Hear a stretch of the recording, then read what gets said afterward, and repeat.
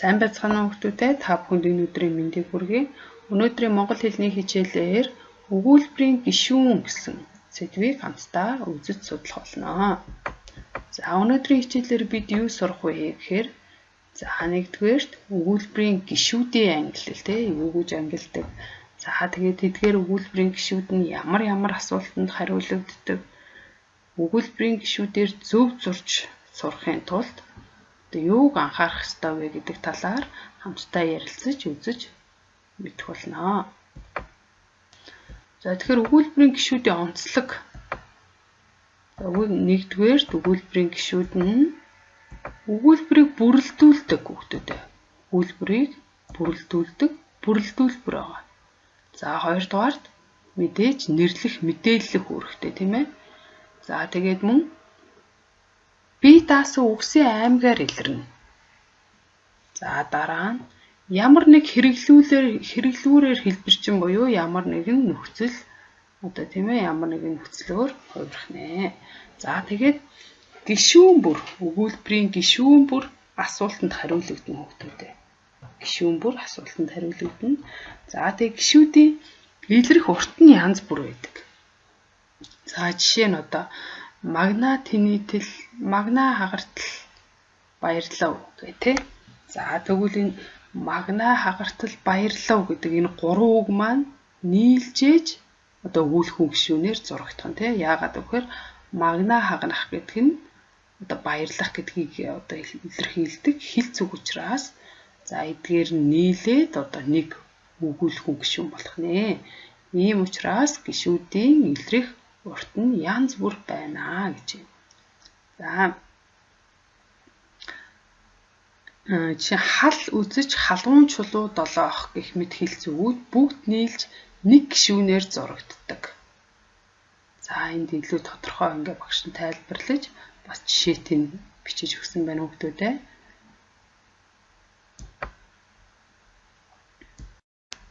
За тэгвэл өгүүлбэрийн гишүүдийг гол гишүүн, дэлгэрүүлэгч гишүүн гэж хоёр ангилдаг байгаа. За гол гишүүд нь өгүүлэгдэхүүн, шууд тусагдахуун, өгүүлэхүүн гишүүн. За харин дэлгэрүүлэгч гишүүд нь шууд бус тусагдахуун, тодтгол, байц гишүүдийг нэрлэдэг байгаа хүүхдүүдээ. За тэгвэл гол гишүүдийн нэг болох өгүүлэгдэхүүн гишүүн. За өгүүлэгдэхүүн гишүүн өгүүлбэрт өгүүлийн эзнийг заана. За тэгээд 1-6-аар зурдаг байгаа тийм ээ. Нэг нарийнхан урт-зурусаар зурдаг. За өгүүлэгдэхүүн гишүүн хэн юу гэсэн асуултанд хариулагдана. За жинхэнэ нэрээр эсвэл түүнийг төлөөлөх үгээр илэрдэг байгаа. За жишээ нь би явлаа. Хэн явсан? Би явсан тийм ээ. Хэн юу гэсэн асуултанд хариулагдаж байгаа учраас энэ маань өгүүлэгдэхүүн гишүүн болох нэ. За тэгвэл дараагийн гол гишүүдийн нэг болох өгүүлэхүүн гишүүн. За өгүүлэхүүн гишүүн ерөөсөө тухайн өгүүлбэрт байгаа тийм ээ.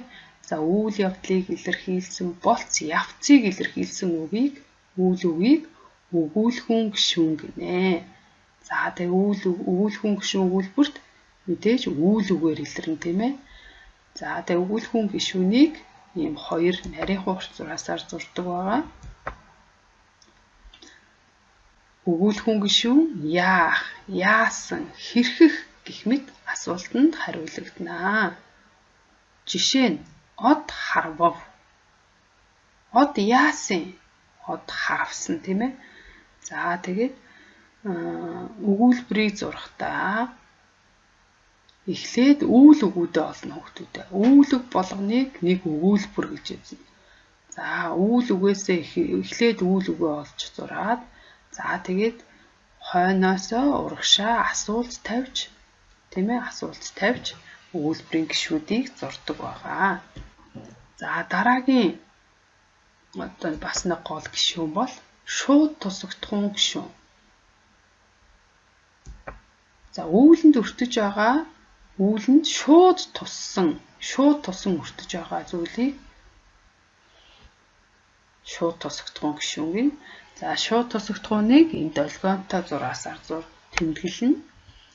Хэнийг юу гэсэн асуултанд хариулагдана хүүхдүүдээ. Хэнийг юу гэсэн асуултанд хариулагдаад заахын тий алгалаар хувирсан эсвэл заахын тий алгалын тэг хувилбартай байгаа үгнүүд маань шууд тусагдсан гишүүн болох нэ. За тэгэхээр жинхэнээр болон түүнийг төлөөлөх үгээр илэрдэг байгаа. За энд жишээ нь би толгой сэгсэрнэ. За мэдээж эхлээд үйл үг болно тийм ээ. Яа сэгсэрнэ. За юуг сэгсэрх юм? Толгойг сэгсэрнэ. Энд бол заахын тий алгалын тэг хувилбар байна тийм ээ. Юуг сэгсэрсэн? Толгойг сэгсэрсэн. Хин сэгсэрсэн? Би сэгсэрсэн. За мэдээж өгүүлэгдэхүүн гишүүн. Энэ мэдчлэн хэнийг юу гэсэн асуултанд хариулагдаад заахын тий алгалын нөхцлөөр хэлбэрчсэн эсвэл тэг хэлбэрт байгаа бол үүнийг шууд тусагдсан гишүүн гэдэг байх нэ. За одоо дэлгэрүүлэгч гишүүд рүү оръё. За дэлгэрүүлэгч гишүүн шууд бус тусагдсан.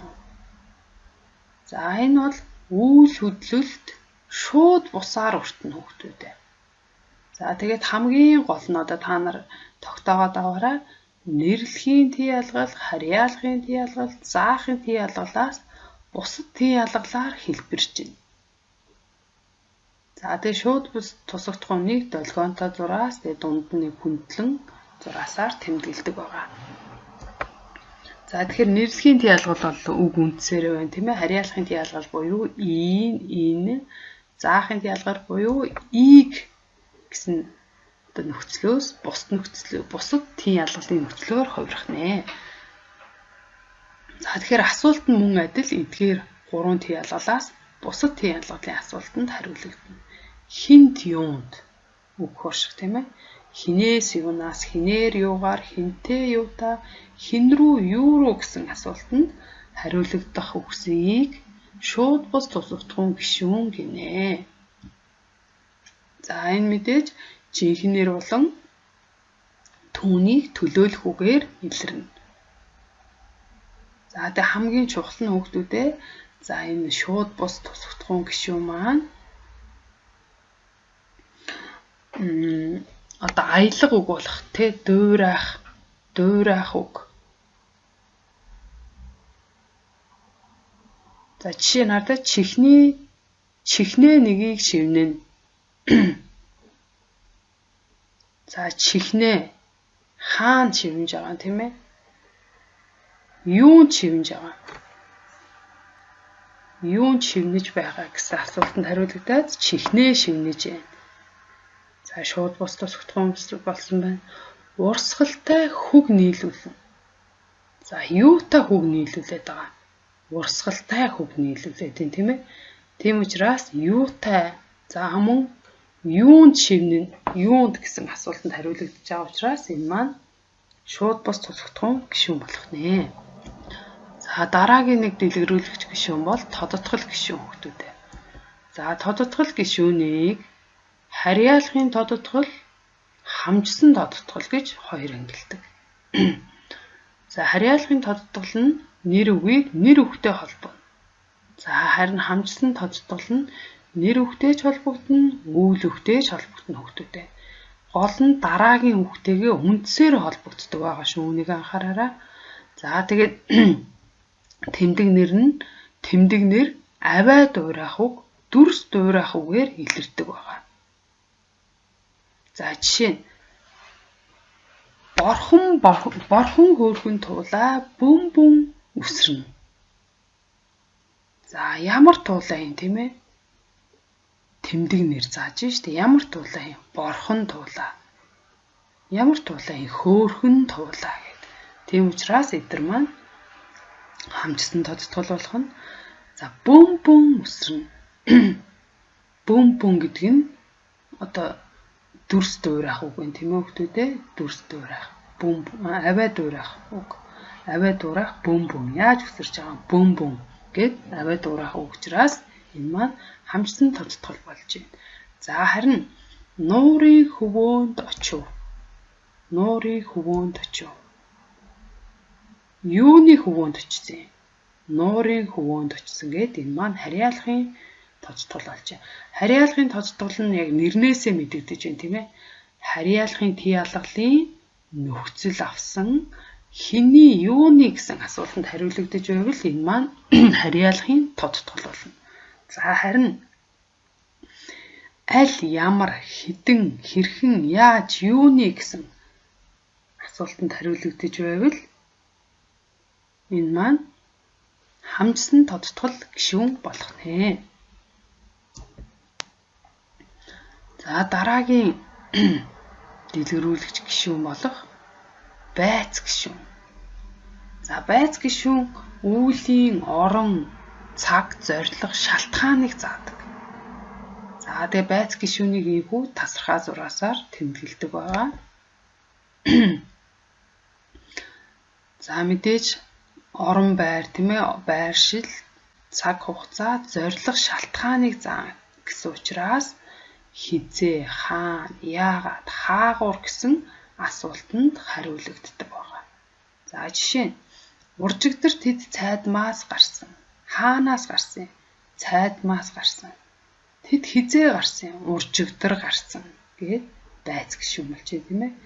За дараагийн нэг жишээ бол доржих өчигдөр үүрээр ачаалсан. Ачаалсан буюу нүүсэн тийм ээ, нүүсэн гэж болно.